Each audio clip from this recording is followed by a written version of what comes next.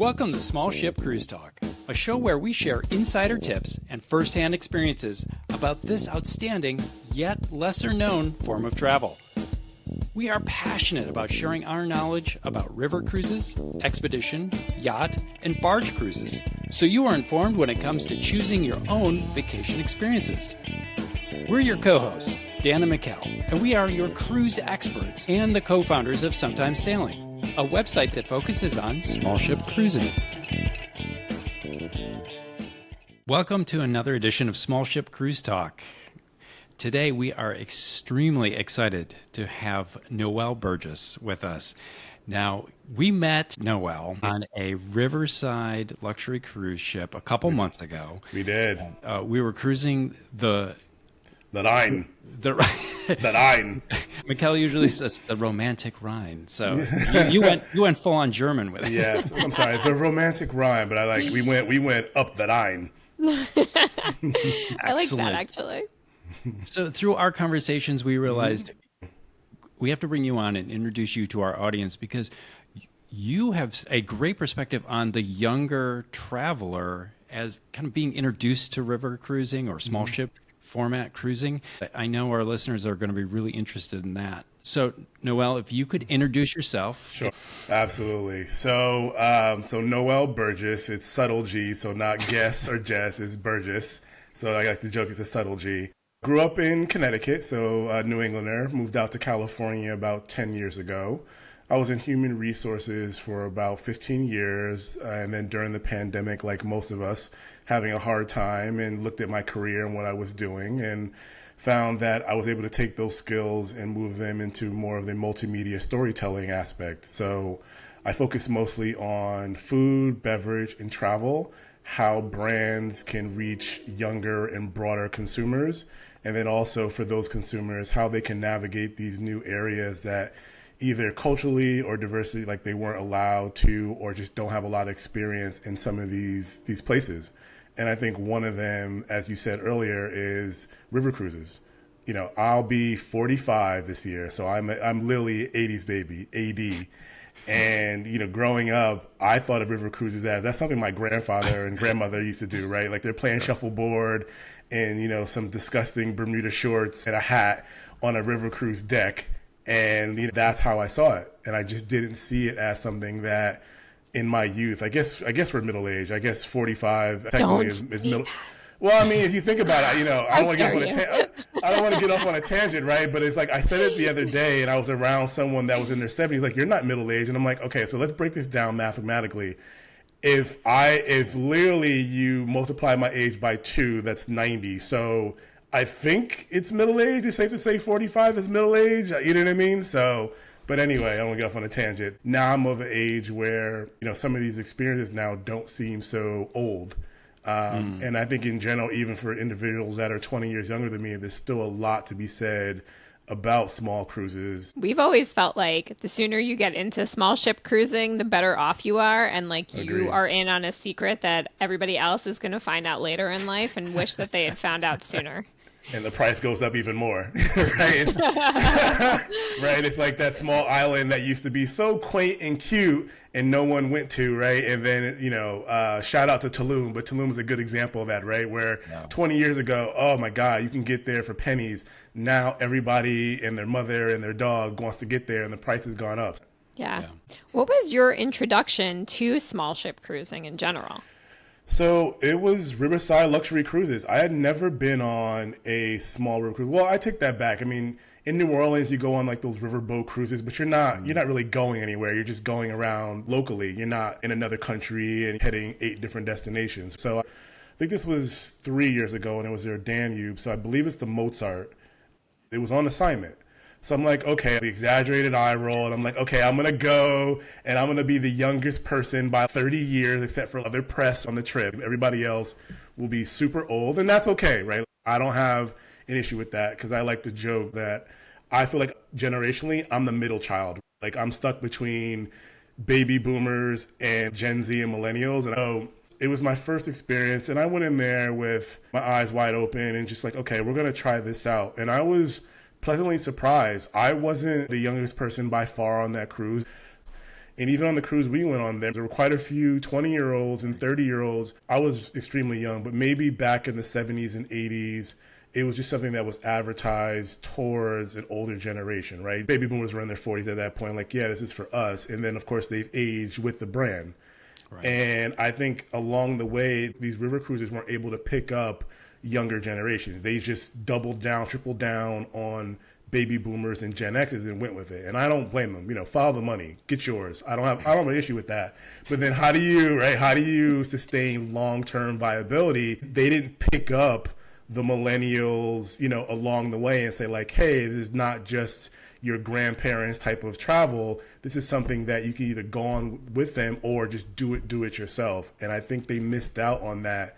And now you're starting to see Riverside, Emma, and other ones trying to get and doing a pretty good job of getting younger individuals involved in river cruising. Yeah. What experiences do you think they offer that makes them luxury? And then the second part of that is would appeal to a younger audience?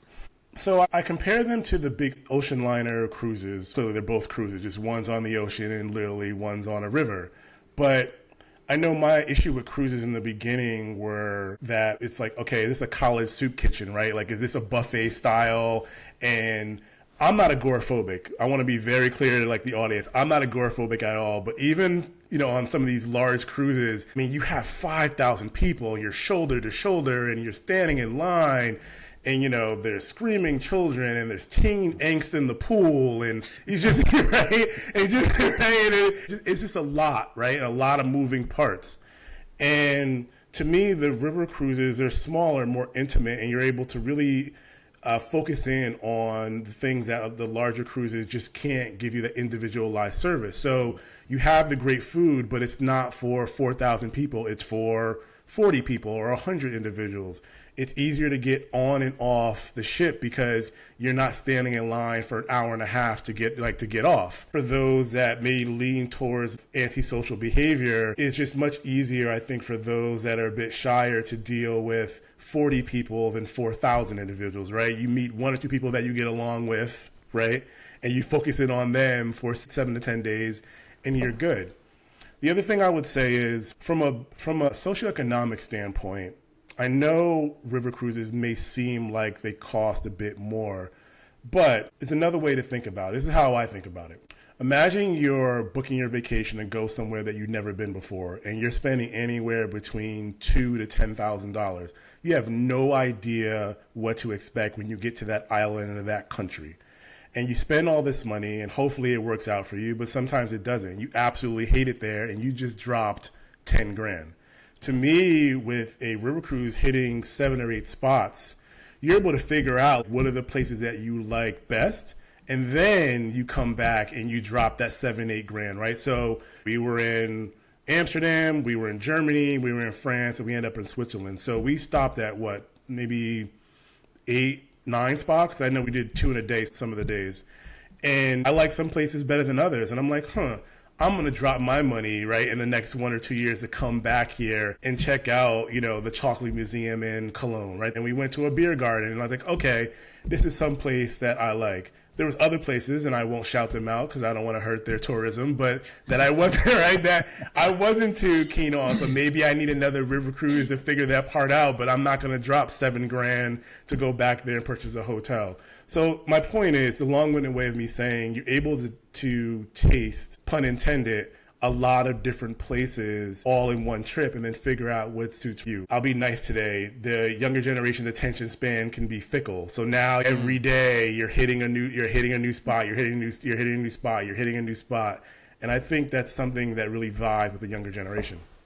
To your point, you hit more spots on a river cruise than you do on a big ship because they're there the entire day. And you're right, younger generations I don't want to brag about me being a younger generation. I'm still Barely. in my 40s, you guys, but I am the youngest of the three of us. By 2 years. Get out of here.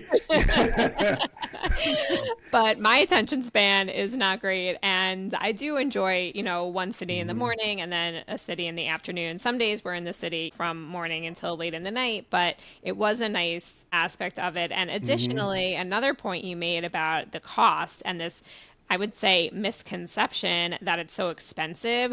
You made a great point about it being maybe riskier to be somewhere. I mean, we went to Tulum, to take Tulum as the example, and we were not into it. So that was riskier, if you ask me, and to your point, than something that, you pay for your flights, you pay for the river cruise. Most of them include gratuities, or you can opt to include gratuities. And there's not variables. You're not spending money on anything else really, unless you want to have dinner in town, unless you want to go out and, shop. That's up to you. But and that's a choice. Right. And that's a choice. But there's less variables. It's almost like it minimizes the financial risk. I agree. Vacations can be stressful for a lot of reasons. Who you're with, what you're seeing, packing, getting on the plane. And then, as I was saying to one of the passengers on our cruise, I understand like there's other cruises, and again, there's no knock on them, that you pay quite a sum of money and then you have to pay even more once you get on for this type of dinner, or you're paying for these excursions in with Riverside. Not to hype them up too much, but I'm just telling the truth. It's like you pay this price and it's not super cheap, and that's okay. Like it's a luxury. It's literally a luxury cruise line, but you don't pay anything else once you get aboard. And for those that enjoy their spirits, as I do, show of hands, I enjoy my spirits, right? It's all included. So if you're going there for an early happy hour at 11:59 a.m. because it's happy hour somewhere, and if you're there at midnight, like we were a couple of those nights when Dan didn't go to bed at 7 p.m. I'm kidding.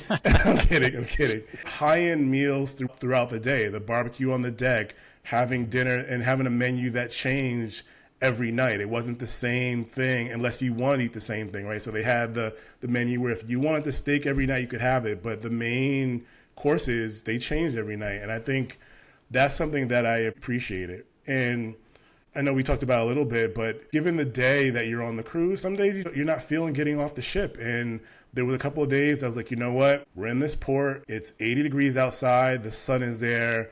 I'm going to go up there, and I'm going to, oil up the legs and the face so I don't get sunburned.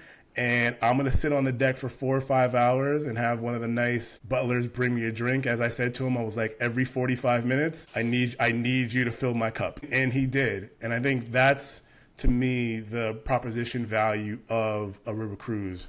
Be able to meet friendly people and hang out with them. And if you want to do your own thing, you can. You can get in the pool that they had on board or not. You can take a e-bike and go around the city or not. You can eat yourself into a coma, and then literally go to the gym and then go downstairs and get a massage, right?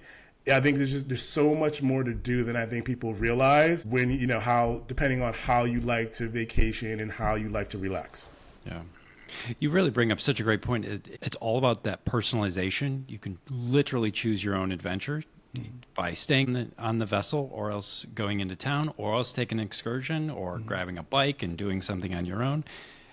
It's all up to you to make this vacation your adventure. There are some cons, I think, for a smaller cruise. Unfortunately, if you don't get along with a bunch of people, there's nowhere to hide. You can hide on a 6,000 person ship pretty easily. You cannot hide on a 110 person ship. There's nowhere to hide on that. Also, if you don't do your research and look at the destinations and like some of the excursions, if they don't vibe with what you're doing, then I can see that being, a tough trip. On the, as you say, the romantic Rhine. I'm sorry, I have to do the eyebrow. The romantic Rhine. If you're not into German wine, if you're not into chocolate, if you're not into rich foods, it's probably not the best cruise to take, right? They have many on many different rivers, but just also doing a little bit of homework on that. And then Riverside specifically is luxury. It's the difference between flying in economy plus, business, and first class. And Riverside, in the name, is luxury. It is first class, so it tends to be pricier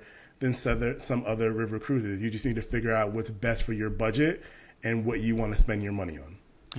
I have two questions. well, a point and a question. Mm-hmm. The point, our first Riverside cruise, we had a lovely 2 or 3 days hanging out with a couple that was on their honeymoon. And they wanted to try river cruising. They were in their early 30s, and it was the perfect opportunity to do land and river. I want to say land and sea, but it's the river. Land and river with Riverside, because they do those shorter option itineraries. So that's a great thing. And my question is, what do you think about a solo traveler if you're young? And, you know, the answer could be not good for a solo traveler, or going with a friend or a spouse. For younger generations, younger people in particular, and I'm talking about adults that are going to travel, not a multi-generational trip with your grandparents and that kind of thing. What do you think about a solo traveler versus going with other people? I think if someone travels by themselves quite a bit, it just depends on what you're into and how social or antisocial you tend to be. And are there spaces where you can be by yourself and do things on your own, or you have to constantly be in a group, which can be, you know, draining for someone that just doesn't have that personality type. I think it's great just to have that itinerary kind of pre-plan of like, these are the days that you're going to socialize and, you know, and see what those excursions or what the ship is doing on board. And then those days where you can take the e-bike and you can go around Amsterdam for the day, or Cologne for, you know, for the day, and kind of do your own thing. To me, the trendy thing to say now is like slow travel, right? And I get it. I really do. To me, this is going to sound corny, and I'm not trying to coin this phrase, but it seems to me it's like, I don't know, I need to figure it out, like a medium speed travel. Like Riverside to me, like, right? It could be very fast, but then it could be also extremely slow, where, you know, you get in port 8 a.m. and you're just relaxing on the deck.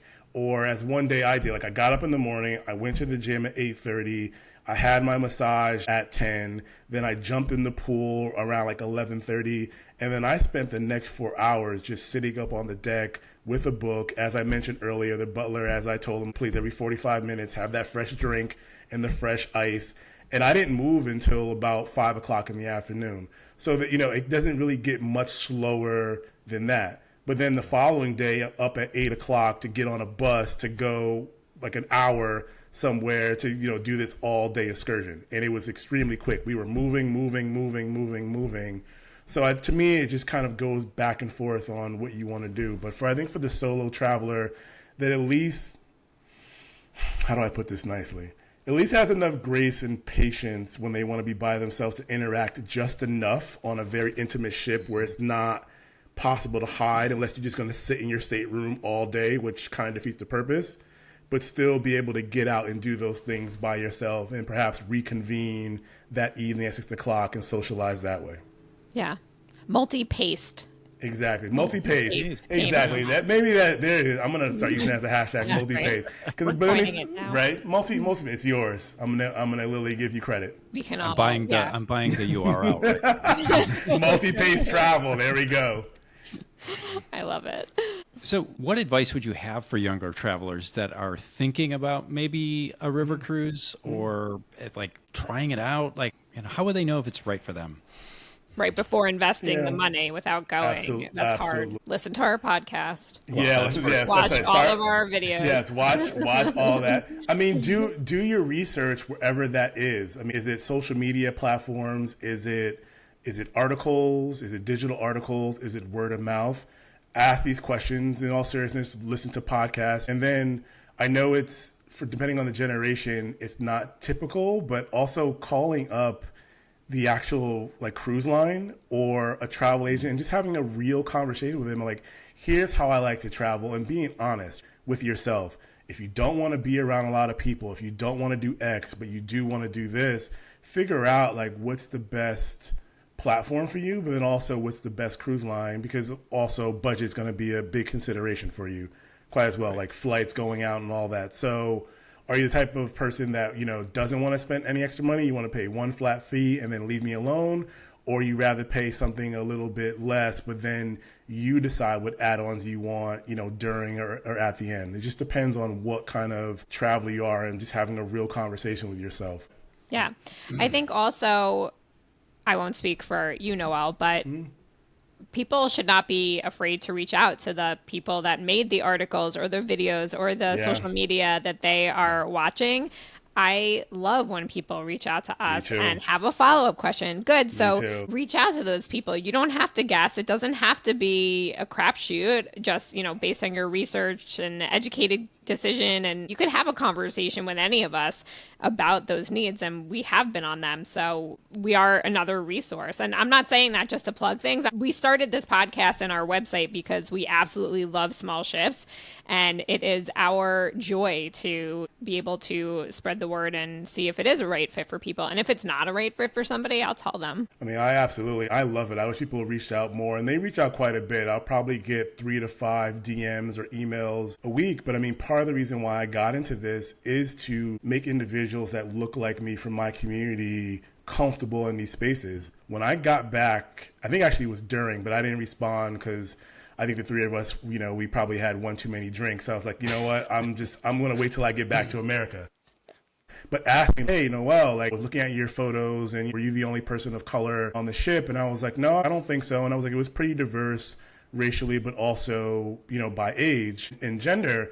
And they're like, hey, I need you to give me the real. Like, what was it like? And I was like, look, as someone that spent quite a bit of time in Europe in my lifetime, I was like, yeah, there were no cultural issues there and on board. They were asking me like prices and stuff like that. And we broke it down. I actually got on a voice call with them and I was like, ask me your questions. I really did get into these things because, not to, make this a racial thing, but, for me, amongst African Americans in the United States, like we have more access to things than we ever had in the history of this country, right? There are more well-off African Americans and Black individuals in this country than there was when I was born in 1980. And now that we have the resources, we're still lacking the knowledge of how to interact and move in these areas. We're just not used to it. It's not a generational thing.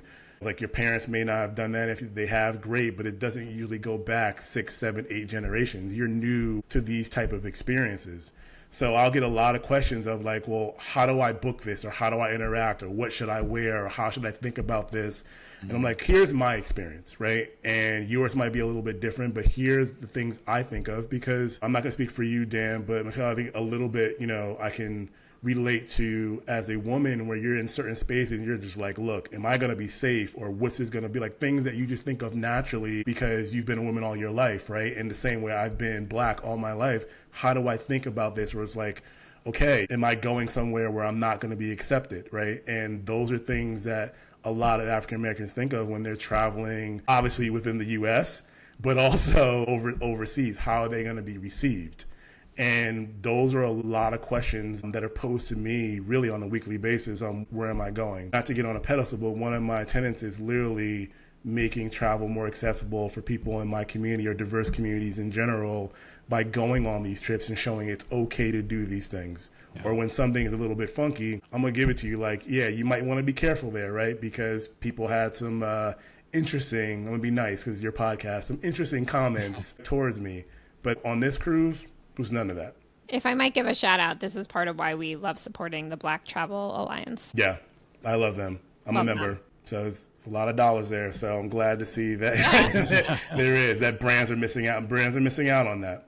Yeah, and that's a perfect segue to ask, how can brands reach these not only culturally diverse people, but multi-generation, not just grandparents taking their grandkids? How can they appeal to the younger audience for them to help these young travelers open their eyes to this amazing small ship cruising world?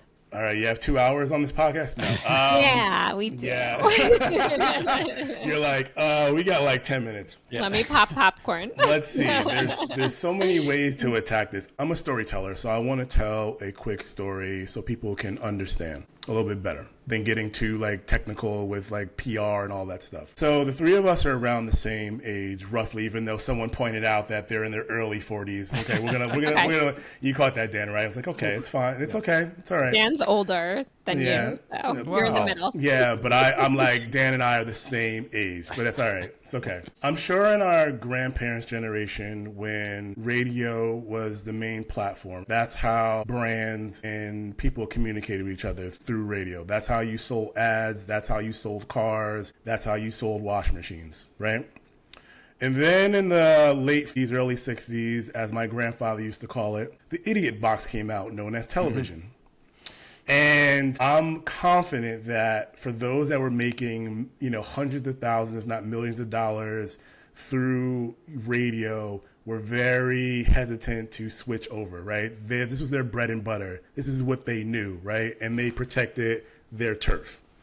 But as we know from history, it didn't take long for TV to overtake radio.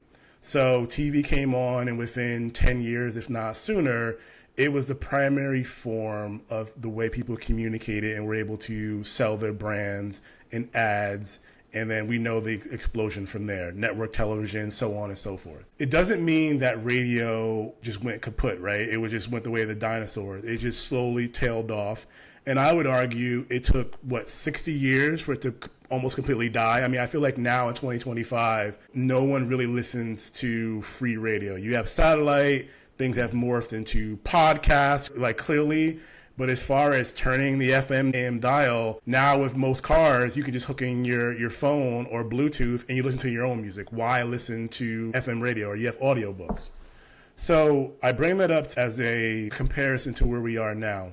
Traditional media, in the sense of broadcast television, writing articles for major magazines and major newspapers, I'm not saying that we just get rid of it completely. I'm a journalist. I enjoy writing articles for brands. There's still a healthy amount of the population, baby boomers, older Gen Xers, that is still their primary form of consuming information. However, it is just simple math. Who is going to live longer? A 75-year-old that's a baby boomer, or a 25-year-old? Is 25 like Gen Z? Is that Gen Z? It's not millennial. Is that Gen Z? Oh, I don't think even it's know. Okay, we'll just say we'll say Gen Z, and then Alpha and Beta after that. They do not consume information the same way. You mentioned that Riverside Luxury Cruise was on the cover of Food and Wine or Travel and Leisure or New York Times, and they're gonna be like, yeah, okay. They don't read those publications. Where do they go? And it's been shown through data, whether they have $20,000 or $20 million, they're still picking up their phone, TikTok, Instagram, right? That's where they get the information. And brands are slow, in my opinion, especially in the hospitality world, to change to that. You can make the argument that the gatekeepers are from the baby boomer generation and they don't quite understand it. You can make the argument that those in the PR and traditional media world are protecting their turf because that's where they make their bones from, and there's nothing wrong with that. But to me, it comes down to the bottom line of money, right? And resources. And if the younger generation is screaming at you saying, we don't read those things, we don't look at them, this is how we get our information, start meeting them where they are. As painful as it may be, I understand. I raise an eyebrow to TikTok. I'm 45. TikTok was not made for my generation. It just wasn't. I'm sure TikTok is happy when there's 45-year-olds on there, but we know it's made for teenagers, right? It's not made for individuals our age specifically. However, if you're trying to advertise your podcast show, if I'm trying to advertise what I do, it's a mistake not being on those platforms and trying to find a way to advertise what we do to them. So I know it was a bit long what I'm saying, but I wanted to give a full example of this is where brands need to go. So to bring it home, for river cruises that literally have a reputation of being older, right? Where you look at Viking cruises, every commercial, it's someone that looks 20 years older than the three of us. Yeah. Easily 20 years older. I don't think I've ever seen anyone that presents as 20, 30, perhaps even 40 years old on Viking cruises. They have made a ton of money, and I love their hustle on that. But how sustainable is that when those 60, 70, 80, 90-year-olds are either not able to travel or they're deceased? What happens to the 20 to 40-year-old that's like, I'm not going on Viking cruises? Now this cruise is like the one we went on that's like, we're going to really double down on that affluent, luxury, high-income traveler that's between 20 and 60, not just between 50 and 80 years old. So to me, that is the education process for a lot of brands, and especially for river cruises. They are perceived, in my strong opinion, as an older person's way of traveling, not someone younger. So it sounds like they're perceived like that because of the marketing that they've done historically over time. So to flip it around, to play a little bit of devil's advocate, for our listeners, especially, if I am on social media and I see somebody on Viking who is young, is that a good indicator that it might be a good cruise line for me? I think it's at the very least something to get your attention, man. What is an ad or marketing but to get your attention? I don't know if you can necessarily fully sell someone just based on you seeing it, right? So, I don't know, maybe I'm a cynic, but just because I see LeBron James drinking Pepsi doesn't mean necessarily like I'm going to go out and buy 20 cases. But at the very least, I can say it got my attention. And then I'm going to do my own research and decide if Pepsi is for me. Or recently, I think Amazon Prime Day, I saw his commercial. I already have Amazon Prime, so you already got me. But imagine I didn't. I saw LeBron doing it. It's going to at least get my attention. So to your question, do I think just putting someone that looks younger than us on a social media post is going to get someone to spend $20,000 on a river cruise right off the bat? Probably not. But consistently, if you're doing that, if you're putting out material that they're enjoying, it's enough to get someone's attention where at least you get a phone call or an email. Perhaps that leads to, you know what, I'm going to give this a try. And I think that's the part that Viking and many other brands inside river cruising miss out on. Their philosophy or narrative is still promoting towards magazines and traditional forms of media, and that does not work on social media. I think that kind of wraps everything up in a nice bow in terms of do your research, look at not just the person who is doing the social media that might be younger, but see if you can glance at who is in the video when you're looking at the lounge, right? And if they are older people, then like you said, just know thyself. Are you going to be comfortable if you are the youngest one there? Let's assume you're going to be the youngest one there. If you are younger listening to this and you want to go on, where are your boundaries in terms of, like you said, Noel? And own it. And that's the thing. You have to mean it. One of my biggest pet peeves, and it's a little tongue in cheek, but you guys will get it, is when I see brands and they find the one or two black people on the entire campus or at the company and they're promoting them. And then you get there and it's like, oh, you're a company of 10,000 people. You found the 2 to 5 black individuals and you put them out in front of me. Do I really look that uninformed and like I know better? You know what I mean? It's like, it's no knock on the state, but it's like maybe Idaho or Montana or something like that. And you're in your commercial, you're putting all these diverse individuals. And I'm like, is there really that much diversity in the state? My thing is don't mislead and don't lie. You can be honest. Imagine, maybe this is a free commercial for Viking. We know we have trended for baby boomers and Gen Xers for the last 20 years, but Viking is trying to get younger by offering these type of cruises. We still have work to do, but we're willing to make the commitment. Something like that versus, to your point, putting a 20-year-old on the front of the cruise line jumping off and you're just like, oh, this is a stunt. The three of us know better because we know the business.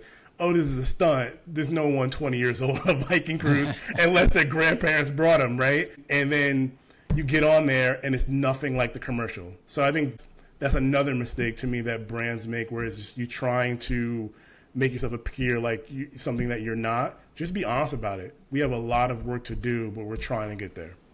Yeah, I hope over time we can find a happy medium, like which came first, the younger generations or the marketing to the younger generations. And maybe like over time that gap is closed and maybe the three of us will be the poster children for river cruising.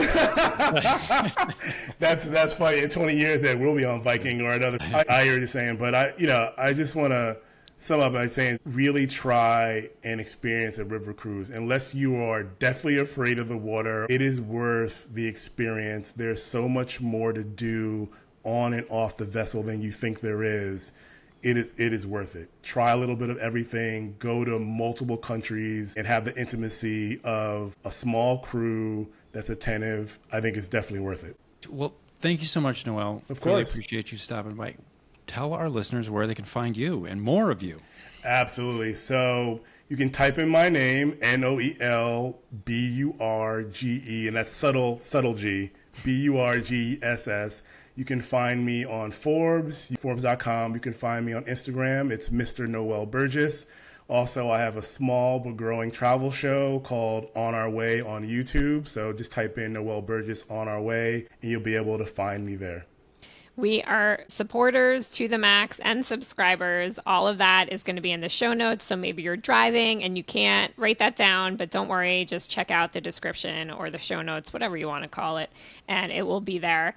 We love traveling with you. We're so lucky we met that way. We got to do it again. We got to do it again. We got to coordinate because you guys are great to be able to interact with. It was just too fun of a time. Same. Well, thanks so much. And until next episode, we wish you safe travels and talk to you then. Thank you, guys. Thank you.